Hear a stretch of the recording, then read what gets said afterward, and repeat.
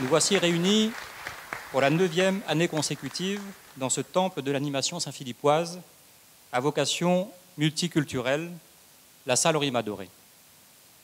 L'émotion à chacune des éditions est particulière. Et cette année ne fait pas exception à la règle, tant cet événement atypique est le parfait reflet culturel et artistique du particularisme saint-philippois. Saint-Philippe est une terre de feu, d'eau et de verdure, qui s'exprime régulièrement par les humeurs d'un volcan artiste, nous offrant des images sensationnelles, dignes des plus grands studios hollywoodiens. Le festival Même pas peur est un ovni culturel piloté par Aurélia Mangin, qui apporte à l'événement sa dimension profonde et sa saveur unique. Une indéfinissable alchimie lie ces deux univers sulfureux et nous réunit ce soir. Alors, dans un monde électrique et hyperactif, le cinéma est pour moi un oasis dans lequel je me réfugie avec délice pour échapper aux tourments du réel. Après de longs mois de travail, à visionner pas moins de 600 films, le festival Même pas peur est fier de vous présenter sa sélection officielle. Au menu des réjouissances, vous aurez durant ces 4 jours 62 films internationaux, tous diffusés pour la première fois sur notre île. Pas moins de 20 nationalités sont représentées pour cette 9e édition. L'Iran, les États-Unis, l'Australie, l'Allemagne, la Norvège, l'Espagne, l'Israël, la Belgique, le Mexique, le Canada, la France, le Chili, l'Argentine, la Chine, la Pologne, l'Angleterre, l'Irlande, le Brésil et la Réunion. Tous nos films sont tous diffusés en version originale sous-titrée français. C'est important parce que c'est quelque chose que je défends et à laquelle je tiens. Même pas peur, c'est plus qu'une personnalité particulière. C'est, je veux dire, tout concourt dans les éléments qui constituent le festival pour être vraiment ailleurs, dans un festival différent. Bon, déjà le lieu, est-ce que c'est vraiment utile de le mentionner?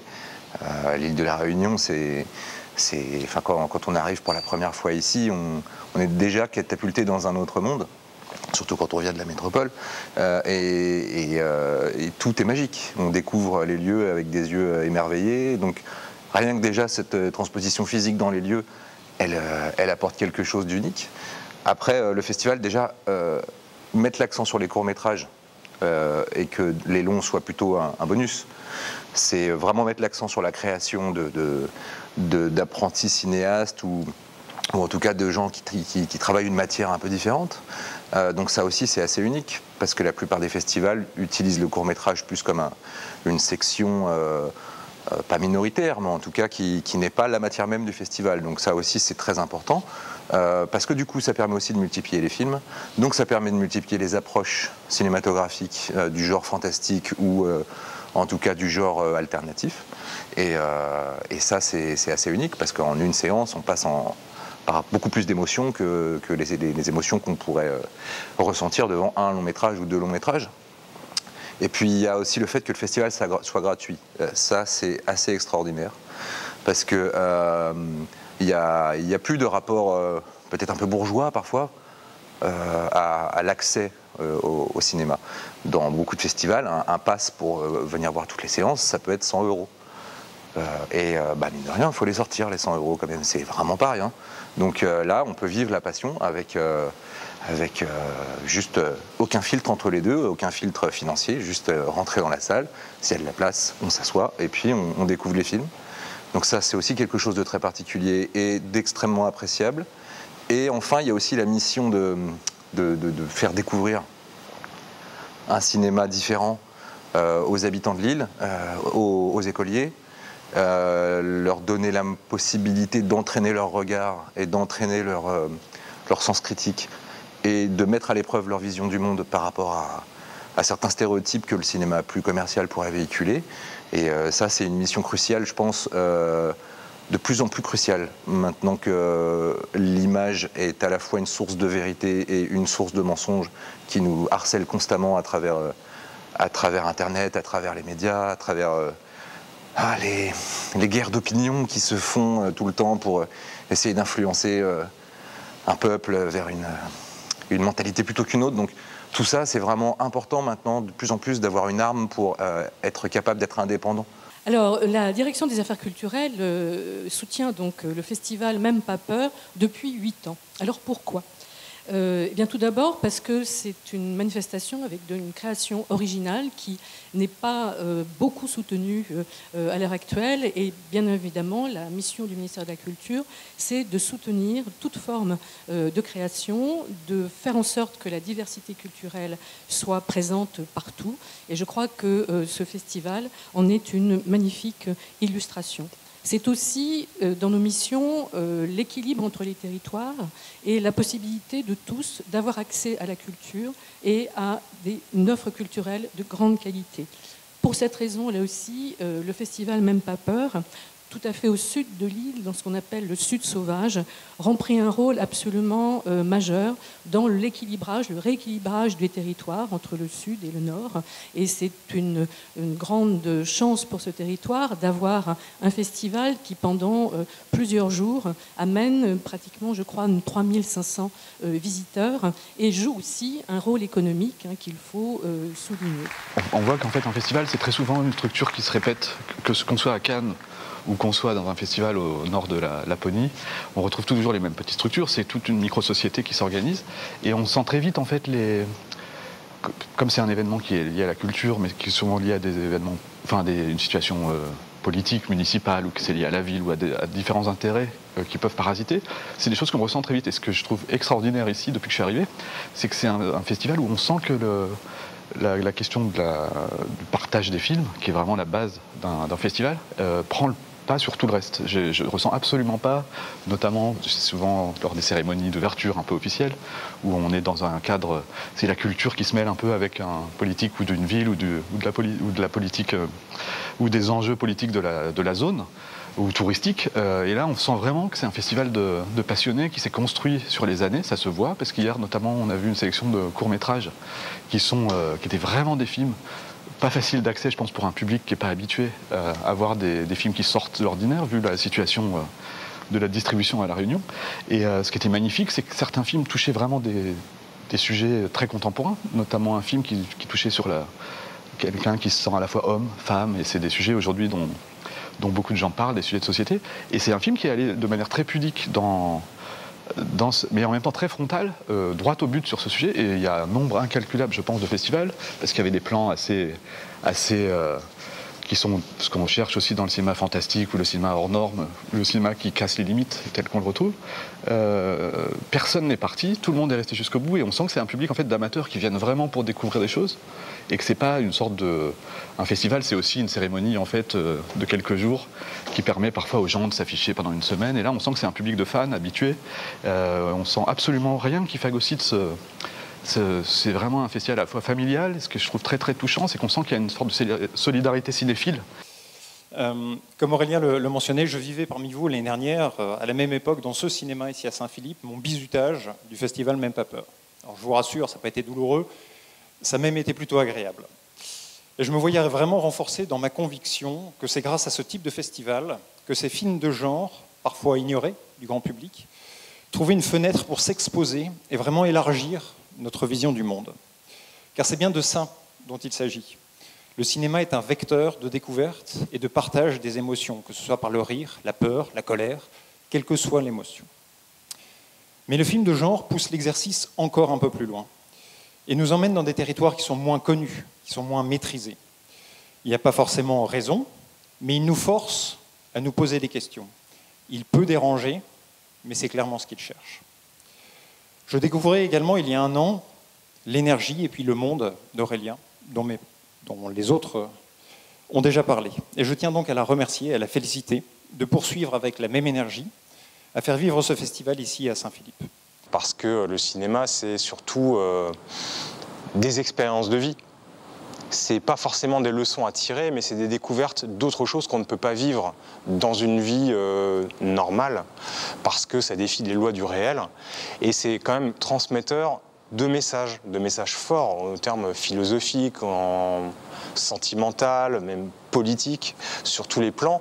Et donc montrer ça à des adolescents qui n'ont pas forcément accès à ce type de film, d'une part, le reste de l'année, c'est très important parce que ça leur ouvre des horizons, mais c'est aussi que ça permet d'établir un dialogue entre les intervenants, comme on a vu tout à l'heure. Là, c'était d'une richesse incroyable, parce que, en fait, très rapidement, je me suis rendu compte que c'était pas moi qui allais leur parler et eux qui allaient me répondre à mes questions, c'est que je leur ai...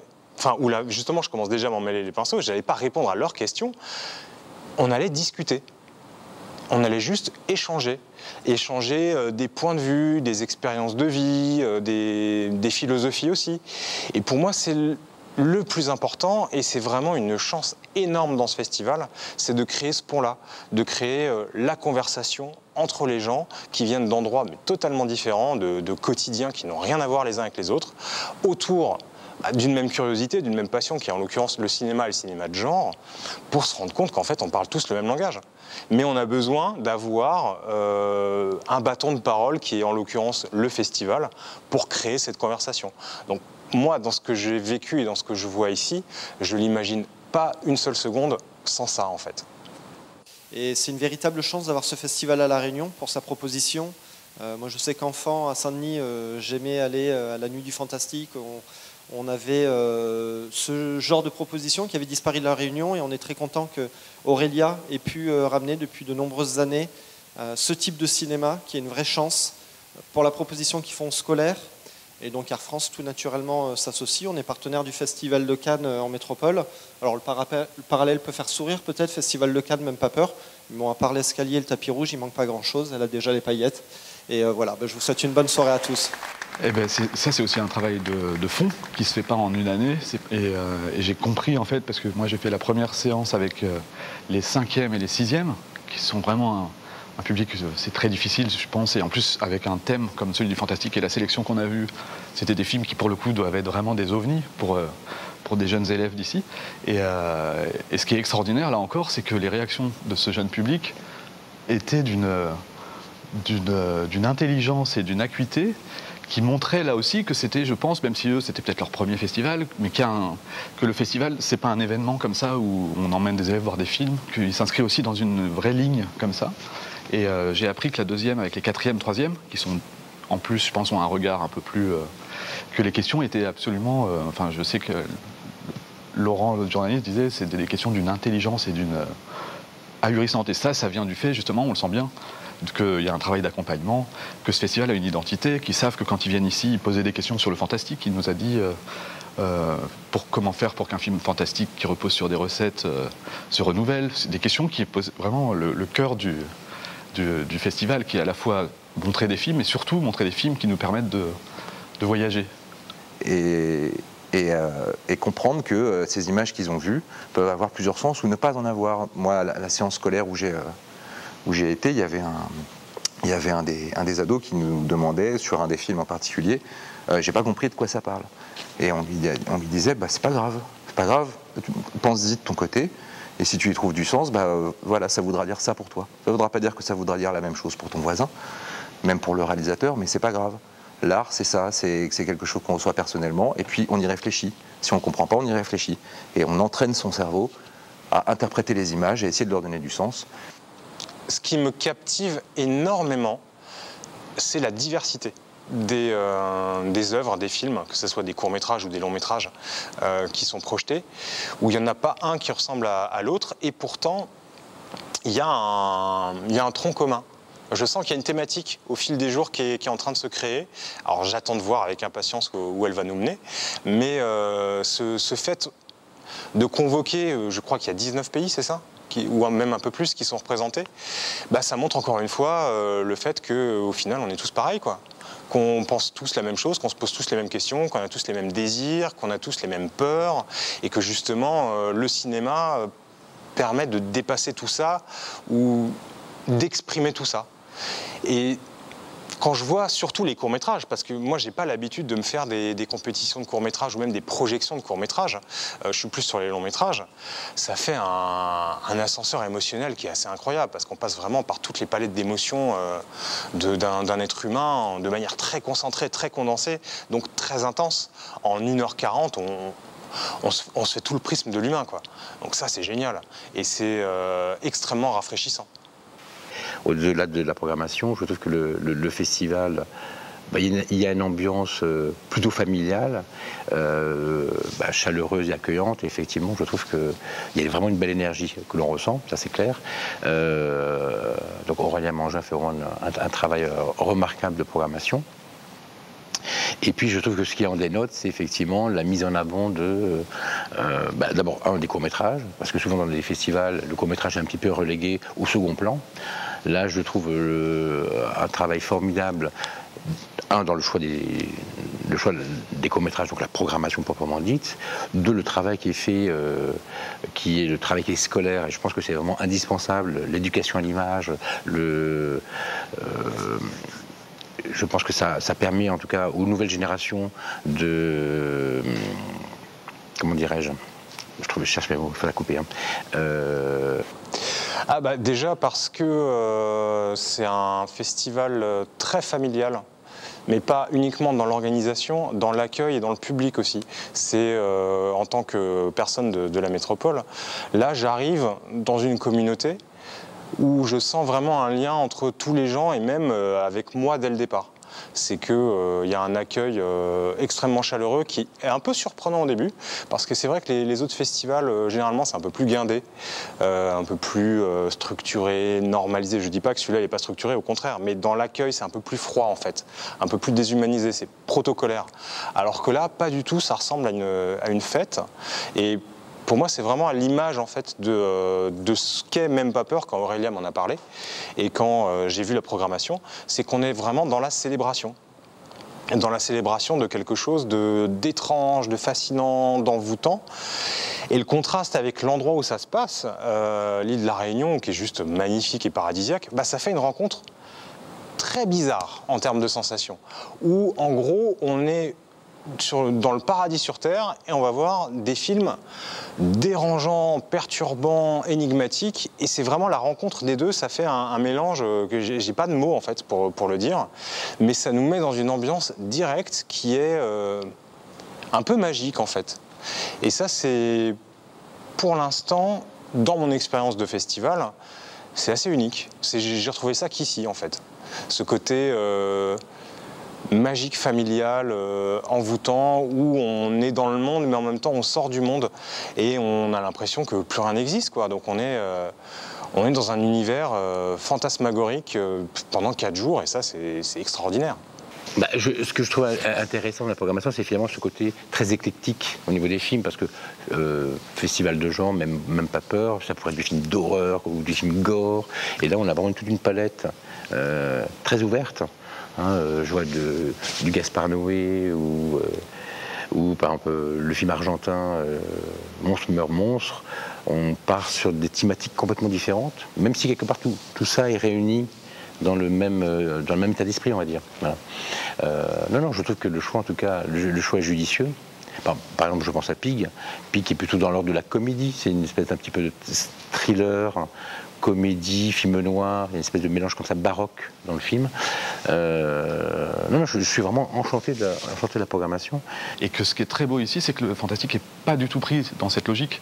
Il est vraiment ouvert à énormément de choses, et notamment à l'art. Et ce que je trouve très beau, c'est qu'on a vu plusieurs courts-métrages qui sont souvent au-delà même de la notion de fantastique, qui sont surtout des films qui cassent donc des limites entre les genres. Il y a des films fantastiques qui sont aussi des drames un peu psychologiques.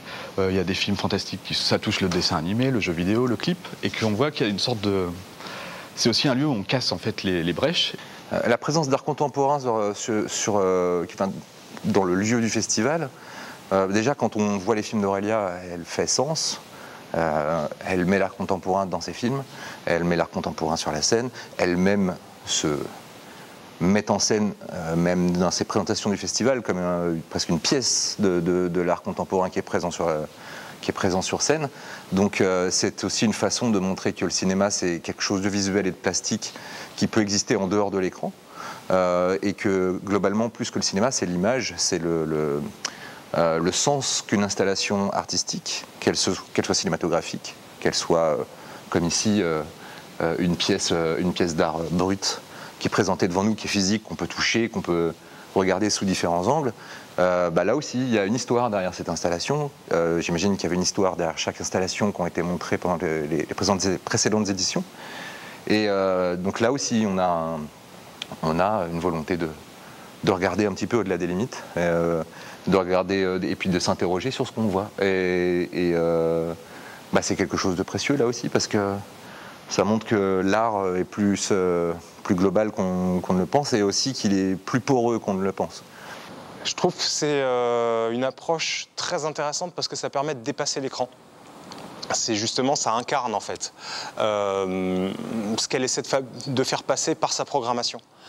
Puisque on a un rapport à l'image qui est très, j'ai envie de dire, perverti, mais c'est pas forcément le bon mot, mais qui est très modifié, puisqu'on est dans la surexploitation de l'image, des écrans. Donc on a une perte de déconnexion avec la matière. Vraiment la matière. Alors même si on ne va pas toucher les installations physiquement, mais le fait qu'elles soient là, ça donne un poids, ça donne un volume, et ça met face, quelque part symboliquement, à encore une fois, la dimension fantasmatique de la programmation. Une forme de communication sensorielle partagée. Même si c'est un peu perché ce que je dis, mais c'est comme ça que je le ressens en tout cas.